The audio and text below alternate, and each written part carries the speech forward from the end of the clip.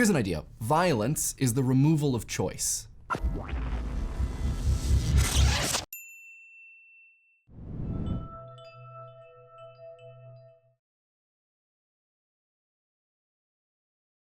Previously on Idea Channel, we've talked about violence and how I think of violence as a removal of choice. Violence is the interruption of inertia, the removal of possibility, and most importantly, of choice. We've defined violence as the potentially aggressive removal of an actor's choice in a situation. The idea that violence is characterized mainly by the inability to choose has raised questions and inspired some confusion, so I thought we might spend some time on it. Violence is often spoken about as one particular thing: bodily harm, maybe aggressive bodily harm.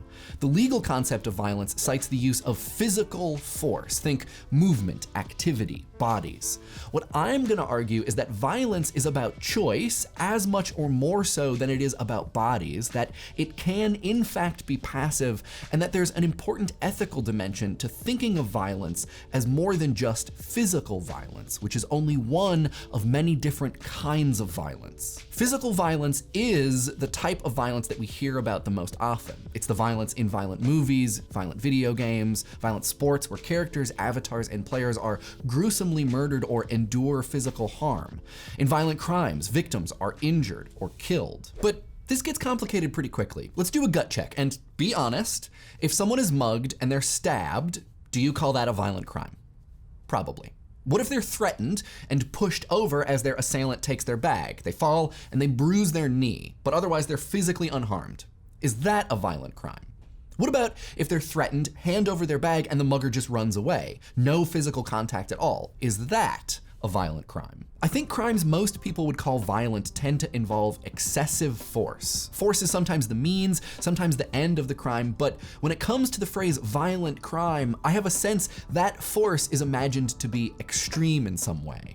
A bruised knee isn't the result of a violent crime, but a stab wound is. However, typically, law enforcement would consider all of the muggings that I described as violent. The FBI's Uniform Crime Reports, for instance, classifies offenses which involve force or the threat of force as violent crimes. Implicitly, we can interpret this as support for the idea that it's not just physical harm which makes a crime violent, but the position a victim is put in when faced with physical harm or its possibility, one where they have little or no agency, little or no ability to act, to make meaningful choices. Beyond physical harm, violence would seem to be the whole or partial negation of agency through force. Personally, I first encountered a version of this idea in the writings of theater director Anne Bogart. In her book A Director Prepares, she writes that an initiating creative act, the first brushstroke on a canvas, the first set piece on a stage, is a violent act. It can't be undone. Erased or removed maybe, but the initial action lives in our history. Decisive actions are violent when they're forceful and can't be meaningfully retracted. Bogart says creative decisiveness, a force which she equates with cruelty, quote, extinguishes the spontaneity of the moment. It creates a point after which anything is no longer possible. Actors, Bogart says, are heroic because they invite and work within this artistic violence, a space of ever diminishing creative options as they head for their performative ideal of repetition. Bogart was writing about the hard work of a director, not making an incisive theoretical point. But her ideas about artistic violence have wide-ranging applications when talking about other kinds of violence. They're echoed in tons of literature on the subject and provide, I think, a good organizing concept for the work of others. Laura Tanner, for instance, writing 7 years earlier, presages Bogart's sentiments, but in application to physical violence on bodies which do not invite it.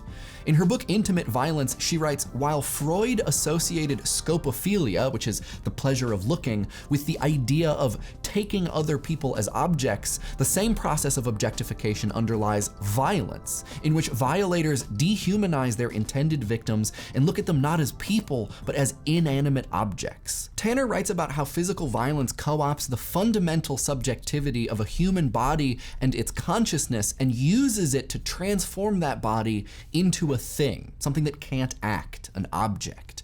It uses the experience of having a body to deny that body's own agency. To put it in Bogart's words, physical violence and threats of it extinguish the spontaneity of not just a moment, but a person. To put it another way, over and above the bodily harm that may characterize physical violence, there's a violence as such that physical violence requires. And through law enforcement and the work of Bogart and Tanner, we've uncovered how that violence as such is a force which transforms a person into a thing, a force which removes agency. And that being the case, we can start to look elsewhere for forces which extinguish spontaneity beyond the physical and ask how they too may be seen for what they truly are: violent. Helpfully, Slovenian philosopher Slavoj Žižek draws a distinction. On the one hand, he writes of subjective violence, which is what we've been talking about, violence with a clear perpetrator, like a criminal. On the other hand, he talks of the somewhat confusingly named objective violence, which he describes as invisible because it's widespread, has no clear singular source, and is very easy to confuse with just how things are, the natural seeming operations of languages, societies, governments, etc. Nonetheless, objective violence possesses that characteristic agency negation. Žižek further splits objective violence into symbolic violence and systemic violence. Symbolic violence has a lot of forms. One example is hate speech, because it determines the very being and social existence of its subject. Hate speech may not force the oppressed to literally become how they are interpreted by bigots, but it unavoidably affects their socially constructed image, a force which then determines how they can or feel they must act in the world. Symbolic violence also exists within language as a whole, in that it coerces experiences and descriptions of the world into its own restrictive symbology. In the way hate speech pigeonholes people, language itself pigeonholes reality. Systemic violence, by comparison, is a little more concrete. Žižek writes that it's the violence inherent in a system, not only direct physical violence, but also the more subtle forms of coercion that sustain relations of domination and exploitation, including the threat of violence. Systemic violence is what allows the gap between the rich and the poor to grow. It accounts for how oppressed peoples become and then stay oppressed. Sometimes, as is the case in North Korea, systemic violence and physical violence are intimately linked, while in other places, like many parts of the West, systemic violence is often considered nothing more than the rational operation of cultures, economies, or governments. It is simply the way things are, or if you like, pure ideology. The point being, both symbolic and systemic violence apply some measure of force, physical, cognitive, social, cultural, ontological, such that the agency of their victim is either partially or entirely negated. It may not be a moment of violence, as in a mugging, but it is a state of violence, a fact of it. Now, a sticking point here may involve use of the word force. In systems especially, be they linguistic, economic, or digital, how is there force if the perpetrator is the way things are, static code, or literal infrastructure/bureaucracy? Whatever I've claimed is being violent takes literally no action, so how is there force? To help address this, we can take some inspiration from Newton. When one body exerts force on a second body, the second body exerts an equal and opposite force. Of course, Newton was talking about physical forces, and forces of objective violence may not jump out of a bush and somehow actively restrict your communication or physically prevent you from joining the middle class, but there are endless situations, both symbolic and systemic, where when attempting to act, one is prevented, partially or wholly. The use of the third law here is metaphoric. We may push on systemic structures, and though the structure is gargantuan, inanimate, and rigid, it certainly pushes back. That is its force. That is how systems extinguish spontaneity through violence. To circle back then to where we started, such forces aren't normally thought violent because violence, commonly considered, is active. It's thought of as gross, excessive, vicious, aggressive, and manic. We think of violence as action and bodies, but it's also a force exerted through passivity. When we consider violence as the whole or partial negation of agency through force and then understand the full implication of force, we can see how these other forms of violence are also gross, excessive, vicious, and aggressive, just not necessarily physically. To me, this gets at the ethics of such a concept of violence. It allows us to appreciate more completely what about and in the world is violent. It allows us to see how the use and threat of force goes far, far beyond implements that cause bodily harm. It gives us a strategy for considering and appreciating more completely the methods of violence in the world, many of which may seem deeply and deceptively inactive. But as we've seen, and as Zizek says in the last line of his book on the subject, sometimes doing nothing is the most violent thing to do.